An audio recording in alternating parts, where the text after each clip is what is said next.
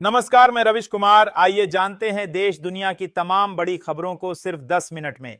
लेकिन इससे पहले आप कहां से न्यूज देख रहे हैं, हमें कमेंट में बताना बिल्कुल न भूलें। और आपने इस वीडियो को लाइक नहीं किया है तो लाइक कर दे और चैनल को सब्सक्राइब कर लें। अब आगे का समाचार आपको रितेश राणा सुनाएंगे। भारत पाक युद्ध विराम, विदेश सचिव विक्रम मिस्री ने की पुष्टि। विदेश सचिव विक्रम मिस्री ने ऑपरेशन सिंदूर पर प्रेस वार्ता में बताया कि भारत और पाकिस्तान के डीजीएमओ के बीच बातचीत के बाद शाम 5 बजे से सभी सैन्य कार्रवाइयों पर विराम लगाने पर सहमति बनी।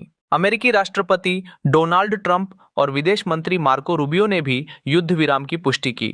पाकिस्तान के उप प्रधानमंत्री इशाक डार ने इसे शांति की दिशा में अहम कदम बताया। विदेश मंत्री एस जयशंकर ने भारत की आतंकवाद विरोधी नीति को दोहराया। कांग्रेस ने प्रधानमंत्री से सर्वदलीय बैठक और संसद का विशेष सत्र बुलाने की मांग की।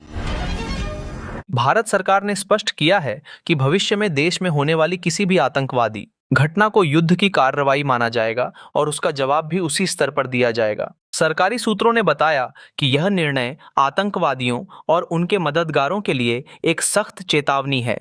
यह संदेश विशेष रूप से पाकिस्तान को दिया गया है, जो भारत विरोधी आतंकी संगठनों को समर्थन देता रहा है। पहलगाम आतंकी हमले के बाद यह रुख और कड़ा हुआ है।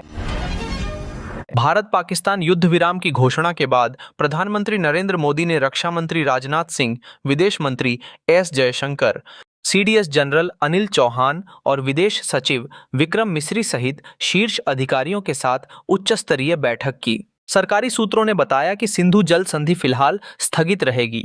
अमेरिका की मध्यस्थता से युद्ध विराम पर सहमति बनी है।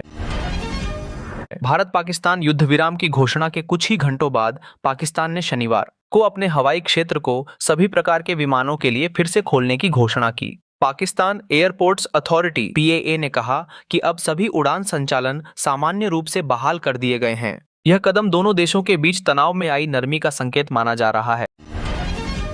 केरल से हज यात्रियों की पहली उड़ान शनिवार तड़के करीपुर हवाई अड्डे से जेद्दाह के लिए रवाना हुई। एयर इंडिया एक्सप्रेस की फ्लाइट IX-311 ने 172 तीर्थयात्रियों को लेकर उड़ान भरी, जिनमें 93 महिलाएं शामिल थीं। सभी यात्री शुक्रवार सुबह हज हाउस करीपुर पहुंचे थे और वहीं जुमा की नमाज अदा की। हज मामलों के मंत्री वी अब्दुर्रहमान ने हज कैंप का उद्घाटन किया और पहले जत्थे को सऊदी अरब के लिए रवाना किया। हाल ही में श्रीलंकाई जल क्षेत्र में मछली पकड़ने के आरोप में गिरफ्तार किए गए 4 रामेश्वरम के मछुआरे शनिवार को अपने घर लौट आए। राजा, कैम्बिल राज, जेरोन और अरोक्या ग्रामिस नामक इन मछुआरों को श्रीलंका की एक अदालत ने Rs75,000 के जुर्माने की शर्त पर रिहा किया। अदालत के आदेश के बाद उनकी रिहाई संभव हो सकी।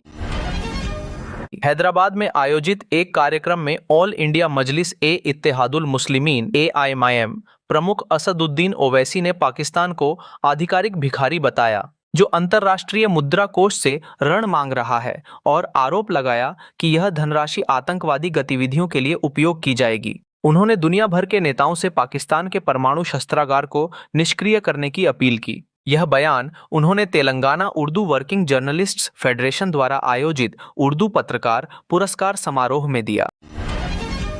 बेंगलुरु में कर्नाटक सरकार ने सरकार और सहायता प्राप्त इंजीनियरिंग कॉलेजों में कम नामांकन वाले नागरिक, यांत्रिक, ऑटोमोबाइल और अन्य इंजीनियरिंग पाठ्यक्रमों की फीस कम करने का निर्णय लिया। यह निर्णय छात्रों को आकर्षित करने के उद्देश्य से लिया गया है। उच्च शिक्षा मंत्री M.SC सुधाकर द्वारा हाल ही में निजी इंजीनियरिंग कॉलेजों के प्रबंधन के साथ की गई बैठक में इस मुद्दे पर चर्चा की गई। मुरली नायक के शव को बेंगलुरु हवाई अड्डे पर पहुंचने के बाद आंध्र प्रदेश मंत्री एस सविता द्वारा रिसीव किया गया। यह जवान पाकिस्तान की ओर से नियंत्रण रेखा LOC पर हुई गोलीबारी में शहीद हो गए थे। उनके शव को बाद में उनके गृहनगर श्री सत्य साई जिले के लिए सड़क मार्ग से ले जाया गया, जहां गम्मैयाग्रिपल्ली से कल्ली टांडा तक एक श्रद्धांजलि जुलूस आयोजित किया गया। मिस वर्ल्ड 2025 की भव्य शुरुआत हैदराबाद के गाचीबौली स्टेडियम में हुई। तेलंगाना की संस्कृति का रंगारंग प्रदर्शन किया गया।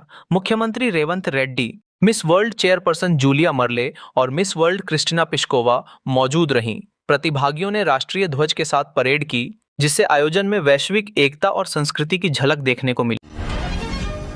दिल्ली की भाजपा सरकार ने 100 दिनों की कार्य योजना बनाई। मुख्यमंत्री रेखा गुप्ता ने विभाग प्रमुखों के साथ बैठक कर विकास कार्यों की समीक्षा की। योजना में बिजली पानी आपूर्ति, यमुना सफाई, सड़कों की स्थिति सुधार, जल भराव का समाधान, अस्पतालों और परिवहन प्रणाली में सुधार शामिल हैं। श्रमिक सुरक्षा और जल आपूर्ति नेटवर्क भी प्रमुख मुद्दे हैं।